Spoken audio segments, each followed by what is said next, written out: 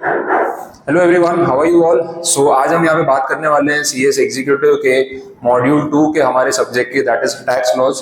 अब इस सब्जेक्ट को एग्जाम के एक दिन पहले कैसे रिवाइज करना है उसके ऊपर थोड़ा सा फोकस कर लेते हैं, कुछ स्ट्रैटेजी बना लेते हैं जिससे आपके माइंड में क्लैरिटी रहे कि हमें कौन से टॉपिक को कितना टाइम देना है और कौन से टॉपिक्स को पहले अप्रोच करना है। अगेन, जितना भी सिलेबस आपके मॉड्यूल में है, एग्जाम में कुछ भी पूछा जा सकता है। So this is not like कि ये पूछते हैं और ये नहीं पूछेंगे, लेकिन प्रोबेबिलिटी या जो पास्ट पेपर्स का ट्रेंड है कि भाई ये क्वेश्चंस या इन चैप्टर्स में से कुछ ना कुछ आया ही है, या टैक्स का सिलेबस काफी वॉल्यूम में है तो लास्ट डे पे स्टूडेंट्स कंफ्यूज हो जाते हैं, सर कितना प्रिपेयर करें क्या नहीं करें, पहले क्या पढ़े, कि बाई चांस अगर पूरा रिवीजन नहीं हो पा रहा है तो कौन से चैप्टर्स को थोड़ा पीछे रख सकते हैं। तो उस हिसाब से जो चैप्टर्स आपको पहले अप्रोच करनी चाहिए वो बता रहा हूँ। रिमेनिंग टॉपिक्स के लिए भी आपको टाइम डेफिनेटली देना ही चाहिए, जितना भी हो सके उसको कवर करके जाना चाहिए, ये पार्ट है।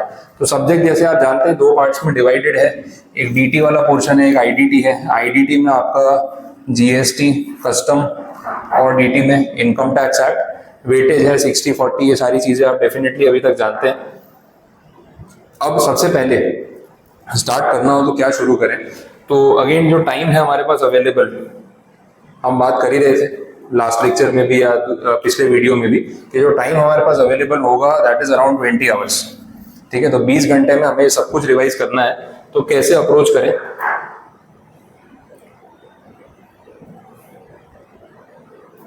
कुछ इस तरीके से 20 आवर्स को आपको डिवाइड करना चाहिए। जीएसटी जो है उसके लिए आप 6 आवर्स एलोकेट कर लो, डीटी के लिए 12 आवर्स एंड कस्टम लॉ के लिए 2 आवर्स।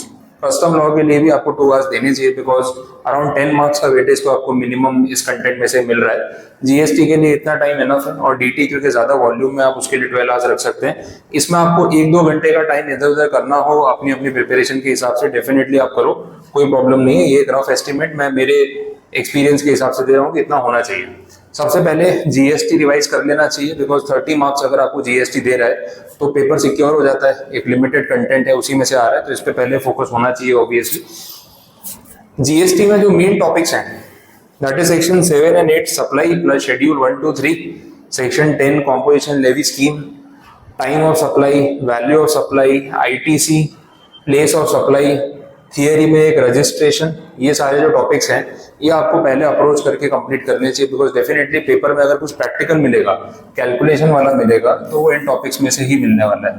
इन सब में सम्स है, इसमें भी इवन वो लोग सम्स पूछ सकते हैं क्या चीज सप्लाई है क्या नहीं है, कॉम्पोजिशन लेवी स्कीम में भी सम्स आ जाते हैं। तो ये सारे टॉपिक्स में से आपको सम्स डेफिनेटली पेपर में मिलेंगे, तो इनको एटलीस्ट पहले आपको सिक्योर करना चाहिए।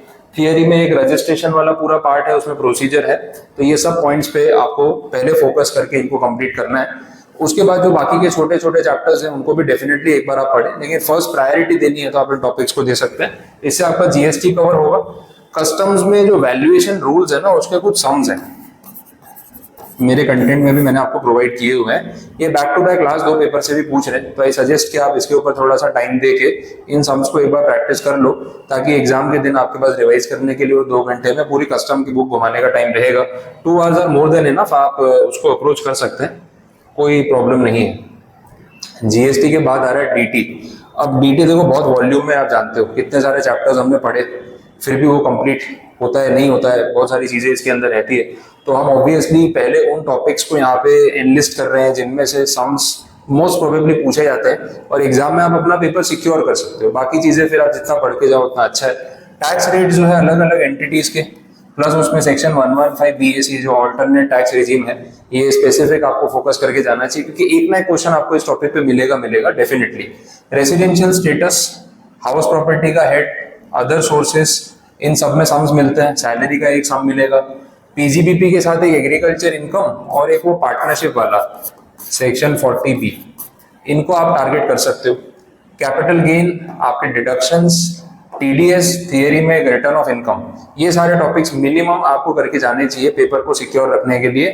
जीएसटी में जितना मैंने बताया और डीटी, अगर आप ये मिला के अपना इतना प्रिपरेशन करके जाते हैं, सेक्शंस को अच्छे से प्रिपेयर करके जाते हैं, तो डेफिनेटली एग्जाम में पेपर क्लियर होने के चांसेस बहुत अच्छे हैं। और देखो पूरा सम अगर कहीं पे आपसे सॉल्व नहीं हो रहा है, एंट्री वाइज पूछा जाता है, कितनी बार 5 एंट्रीज पूछिए, अगर आपको 3 आती है, 3 सही होगी तो 3 के मार्क्स मिलेंगे, 4 सही होगी 4 के मार्क्स मिलेंगे।